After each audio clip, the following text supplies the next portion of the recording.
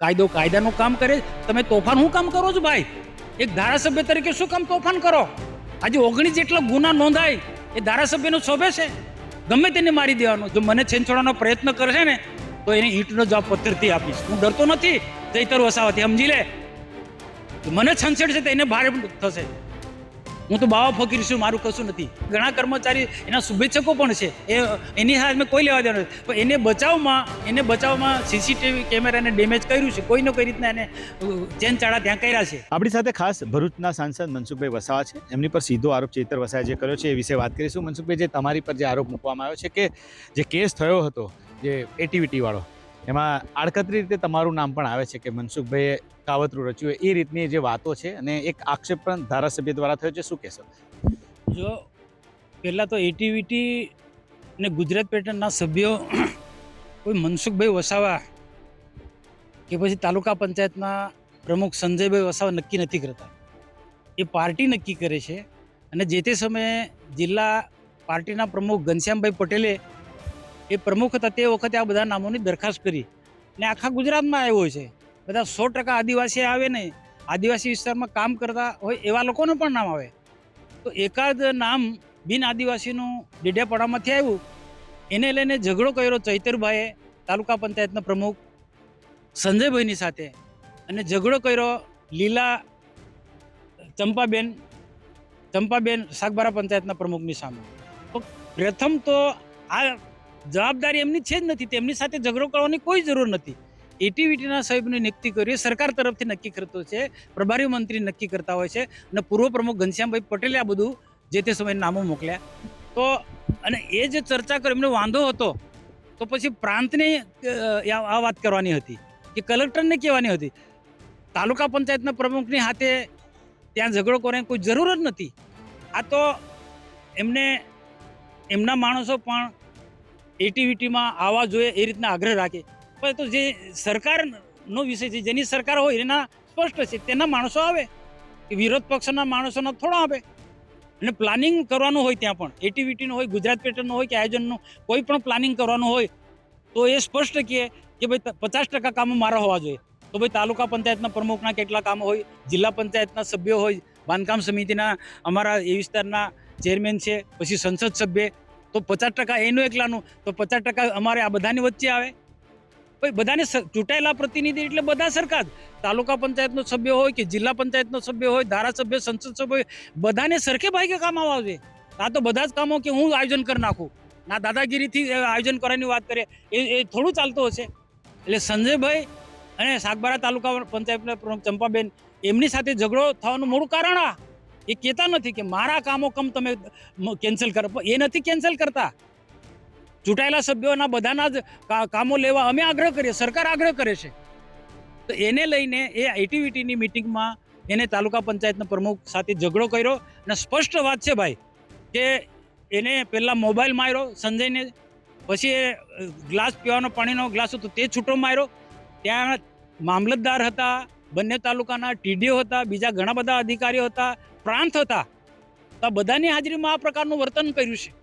અને ત્યાર પછી આ ઘટનાની મને ખબર પડી. અમારી યોગાને યોગ ઇન્દ્રેકામાં મિટિંગ હતી પાર્ટીની, અને જિલ્લા પાર્ટીના પૂર્વ પ્રમુખ મારુતિસિંહ આટોદરિયા મિટિંગ લેવામાં આવવાના હતા. એટલે હું રેસ્ટ હાઉસમાં એમની રાહ જોતો હતો. અમને એ આવ્યા ને તરત અમને ખબર પડી કે પ્રાંત કચેરીમાં એટીવીટી મિટિંગમાં આ રીતના સંજયભાઈને ધારાસભ્ય વચ્ચે આ રીતના ઝઘડો થયો છે.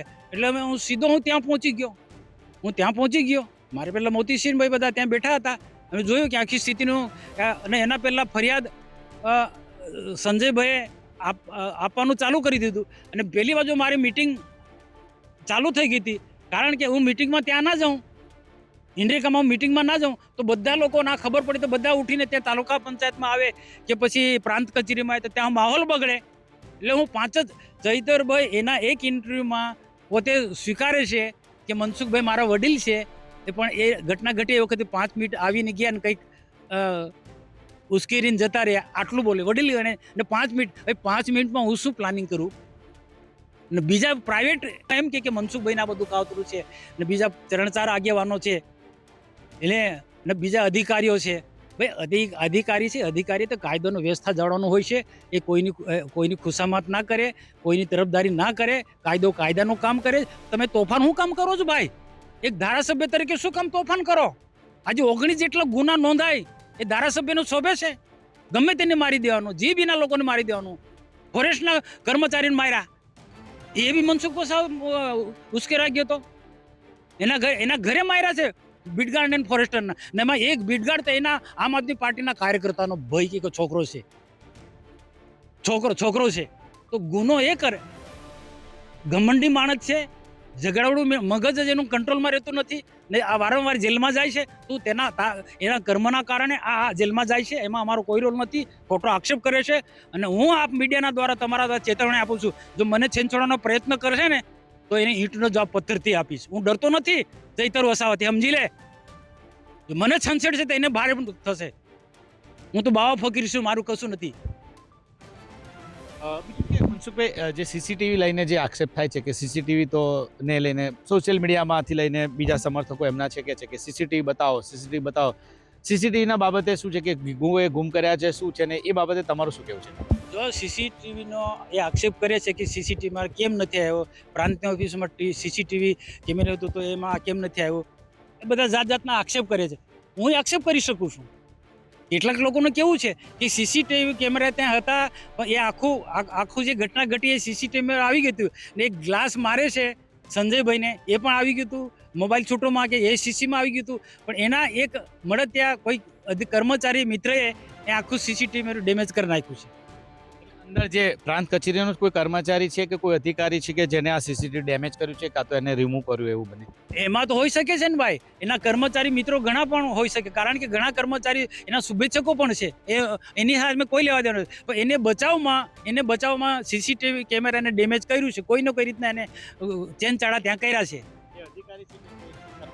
એ તપાસનો વિષય છે, એ તપાસનો વિષય. અને જે પ્રાંત જે ગયા છે, જે પ્રાંત ખરેખર તો વિશેષ જવાબદારી પ્રાંતની છે. પ્રાંતે પણ એને બચાવવાનો પ્રયત્નો કરે, કારણ કે પ્રાંત એના બહુ મિત્ર છે, સારા મિત્ર છે. મનસુખભાઈનો મોટો આરોપ છે કે જે પ્રાંત અગાઉ હતા, જે અત્યારે જે તે વખતે કેસ વખતના પ્રાંત, એ પ્રાંત ચેતરભાઈને બચાવવાનો પ્રયાસ કરે છે, એવું તમારે કેવું છે? આ હું કહું છું, હું જવાબદાર વ્યક્તિ તરીકે કહું છું. અગાઉ પણ મેં એ પ્રાંતના વિરુદ્ધમાં કમ્પ્લેન કરી હતી, જાહેરમાં કીધું હતું આ પ્રાંત અધિકારી આમ આદમી પાર્ટીના કાર્યકર્તાનો ચૈતર વસાવાને સમર્થન કરે છે. મેં વાત કરી છે જે તે સમયે. જે અત્યારે તો મહિલા પ્રાંત અધિકારી છે, તો જે કેસ બન્યો ત્યારે ધવલ સંઘાળા પ્રાંત અધિકારી હતા, તેમના પર તમારો સીધો આરોપ છે? જો આ ડેડિયાપાડા તાલુકા, સાગબારા તાલુકાની અંદર કેટલાય એવા કર્મચારીઓ છે ડરના ઓથાની અંદર કામ કરે. હું સરકારને પણ આપણા માધ્યમ દ્વારા કહું છું, આવા કર્મચારીઓને રક્ષણ આપો, નથી વિકાસના કામો નહીં થાય. કેટલાય એવા કર્મચારીઓ જેવા પ્રાંત હશે, ટીડીઓ હશે કે પછી કોઈ બી હશે, કોઈ ને કોઈ કારણસર ડરથી એનાથી ડરમાં એની સાથે એક પ્રકારે એમને કરવું પડે છે. અને એ પ્રકારનો એને ચૈતરભાઈને એક માહોલ બનાવતા આવડે છે, ડરાવવાના, ધમકાવવાના અને પોતાના કંટ્રોલમાં કરવાના, પોતાના ઇશારે કામ કરવામાં. તમે જો કે સાંસદ મનસુખભાઈ વસાવાએ તમામ મુદ્દે વાત કરી છે. ધારાસભ્યનો જે આરોપ છે એ મુદ્દે મનસુખભાઈનું કહેવું છે કે જે તે વખતે ડેડિયાપાડામાં એક મિટિંગ હતી ને મિટિંગ દોરાન તે ત્યાં હતા અને સ્વાભાવિક છે કે જો પાર્ટીના કાર્યકર કે કોઈ નેતા સાથે જો કોઈ ઘટના બની હોય તો જે સાંસદ છે તો ત્યાં જતા હોય છે, પરંતુ તેમની પર જે આરોપ મૂક્યો છે કે તેમને કાવતરું રચ્યું છે, પરંતુ તેમને કહ્યું છે કે તે ત્યાં ડેડિયાપાડા જ હતા, જોગાનો જોગ. સાથે સાથે તેમને સીસીટીવીના મુદ્દે પણ એવું સીધું કહ્યું છે કે સીસીટીવી મામલે જો એ લોકો આરોપ કરે છે તો અમે પણ આરોપ કરીશું અને કહીશું કે સીસીટીવી કોઈએ ડેમેજ પણ કર્યા છે. ત્યારે જોવાનું રહેશે કે સમગ્ર મામલે શું થાય, પરંતુ આદિવાસી વિસ્તારની અંદર અત્યારે રાજનીતિ ખૂબ ગરમાયેલી છે. મનસુખભાઈ, છેલ્લો એક સવાલ, નવો તાલુકો જે બન્યો છે ડેડિયાપાડામાંથી, તો શું કહેશો એ બાબતે એક વાત? જો ભારતીય જનતા પાર્ટીના શાસનની અંદર મોટા જિલ્લાઓ હતા તો એક સરળ વહીવટ માટે મોટા જિલ્લાના 2 ભાગ કર્યા, જેમ ભરૂચથી નર્મદાને અલગ કર્યો ને સારામાં સારો રીતના વિકાસ થઈ રહ્યો છે. વડોદરા જિલ્લામાંથી છોટાઉદેપુરના અલગ કર્યો, આજે છોટાઉદેપુર આદિવાસી જિલ્લાનો ખૂબ સારી રીતના વિકાસ થઈ રહ્યો છે. તાપી જિલ્લો, આ રીતના મોટા જિલ્લાઓને વિભાજન કરીને નાના જિલ્લા બન્યા છે. એ રીતના જ્યારે જરૂર જણાય છે ત્યારે જે મોટા તાલુકા હતા એના વિભાજન કર્યા છે. નેત્રંગ તાલુકો વાલિયા અને ઝઘડિયામાંથી ભાગ પાડીને નેત્રંગ તાલુકો બન્યો, આ સારામાં સારો વિકાસ થઈ રહ્યો છે. એ રીતના ડેડિયાપાડા તાલુકો મોટો તાલુકો હતો, તો એને ચિગદા તાલુકો ભાગ કરી અને અલગ તાલુકો બનાવ્યો છે. ના, ચિગદા તાલુકો અલગ થવાથી એ જે છેવાડાના ગામો છે સારામાં સારો એ રીતના વહીવટ થવાનો છે. તાલુકા ચિગદા તાલુકાનો જે વિકાસ થવાનો એ આદિવાસીને સીધો ફાયદો થવાનો છે. આજે મામલતદાર ઓફિસ આવવાની છે, ટીડીઓની ઓફિસ આવવાની છે, તાલુકાને લેવલની બધી જ પ્રકારની ઓફિસો આવવાની છે. તો લોકોને તાલુકા મથકે જવા માટેનો પ્રશ્નો સરળતાથી ઉકેલવા માટે કોઈ તકલીફ નથી પડવાની. આજે ઘરના આંગણે તાલુકાની કચેરીઓ હશે, સરકાર લોકોને દ્વાર, એ સરકારનો મેઇન ઉદ્દેશ્ય છે કે લોકોને કોઈ તકલીફ ના પડે, સરળતાથી લોકોના વિકાસના કામો થાય ને સરકારની વિવિધ પ્રકારની યોજનાનો સરળતાથી લાભ મળે. એટલા માટે આ અલગ ચિગદા તાલુકો આપ્યો છે અને ભારતીય જનતા પાર્ટી આ કરી શકી, બીજા કોઈનામાં હિંમત નથી. તો આ હતા મનસુખભાઈ વસાવા, તેમને આપણી સાથે ખાસ વાતચીત કરી છે. નરેન્દ્ર પેપરવાલા, ગુજરાત તક, નર્મદા.